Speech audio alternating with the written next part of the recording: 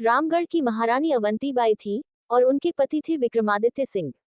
किंतु अंग्रेजों ने उन्हें पागल घोषित कर दिया था। उनके दोनों पुत्र मान सिंह और शेर सिंह उस समय नाबालिग थे।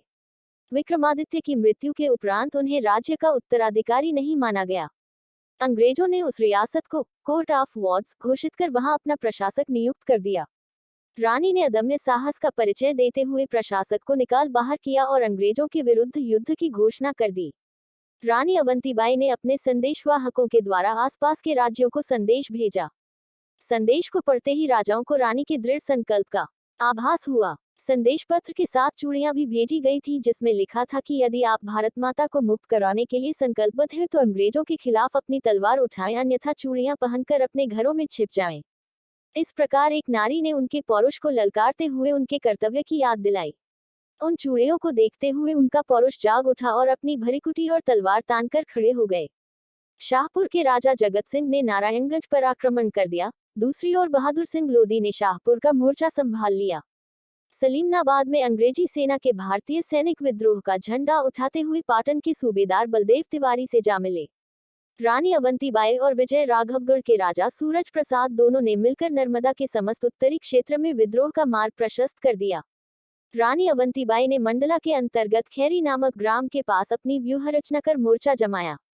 वह मंडला पर आक्रमण करना चाहती थी, किंतु उसके पहले ही अंग्रेज सेनापति वाडिंगटन रानी के साथ युद्ध करने आ पहुंचा। इस पहले ही युद्ध में रानी की तलवार चमक उठी और उसके सामने बिजली भी कौंधिया रही थी। धड़ाधड़ शत्रु की सेना का संहार करती जा रही थी। घोड़े पर सवार होकर सेनापति वाडिंगटन ने रानी को घेरने का प्रयास किया। घोड़े पर सवार रानी ने पूरी शक्ति के साथ वाडिंगटन पर अपनी खड्ग से प्रहार किया, किंतु उसी समय उनका घोड़ा थोड़ा आगे बढ़ गया और तलवार वाडिंगटन के घोड़े पर जा पड़ी। प्रहार की प्रखरता के कारण उसकी गर्दन कटकर जमीन पर जा पड़ी। वाडिंगटन घबराकर भाग खड़ा हुआ और सैनिकों की भीड़ में ओझल हो गया। रानी की तलवार ने असंख्य सैनिकों को मौत के घाट उतार दिया। वाडिंगटन अपनी हार से परेशान था। उसने फिर तैयारी कर रानी को उनके किले रामगढ़ में जा घेरा। वाडिंगटन की विशाल सेना से बचते हुए रानी रामगढ़ से हटकर देवहारगढ़ की पहाड़ियों की ओर कूच कर गई। आसपास के क्षेत्रों पर कब्जा करते हुए उसने रामगढ़ में आग लगा दी और रानी की तलाश में चल पड़ा। रानी अवंतीबाई ने पहाड़ियों पर से ही छापामार युद्ध प्रारंभ कर दिया। सैन्य शिविर पर आक्रमण कर वाडिंगटन की सेना को छिन्न भिन्न कर दिया। इसी समय अंग्रेजों की सहायता करने के लिए उत्तर भारत के कुछ राज्यों और रीवा राज्य की सेना पहुंच गई और रानी भी पूरे शौर्य के साथ उनसे लोहा लेती रही।